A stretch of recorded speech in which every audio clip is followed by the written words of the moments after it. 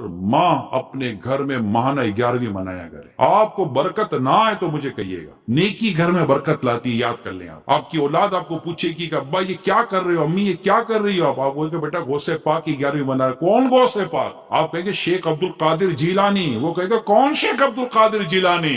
फिर आप कहेंगे बेटा ये हमारे पीराने पीर दस्तगीर हैं, ये हैं, इनकी ये खुसूसियत है, ये अल्लाह के वली हैं, इन्होंने कुरान पढ़ा, इन्होंने हदीस पढ़ी है, इन्होंने इबादतें की हैं। इनकी शान में आदत लिखते हैं, कसमें दे दे के खिलाता है पिलाता है तुझे, प्यारा अल्लाह तेरा चाहने वाला तेरा। आपके घर में हर साल 12वीं के इज्तिमा हो, आए दिन बुजुर्गों के उर्स मनाएं घर के अंदर। मैं आपको सही बता रहा हूं, घर में बरकत का नुस्खा बता रहा हूं, आप प्रैक्टिकल करके देख ले, 12 महीने प्रैक्टिकल करके देख ले। बस हमारे यहाँ फ्रिज पर बादों का वो पर्चे लगे होते हैं ना, फ्रिज पर ये लगा हुआ है, वो लगा हुआ है, स्टिकर लगे होते हैं, फरा लगे होते हैं, कुछ रिमाइंडर लगाते हैं, कुछ चीजें लगाते हैं ना फ्रिज पर, या घर में किसी बोर्ड वगैरह पर लगाते हैं। एक पर्चा लगा ले घर के अंदर, बुजुर्गों की उर्स के दिन, यानी कि इनके कब विसाल हुआ था, गौसे पाक का, आला हजरत का, दाता गंज पर चली हजवेरी रहीमाहुल्लाह तआला, दीगर औलिया करम बुजुर्ग का दिन।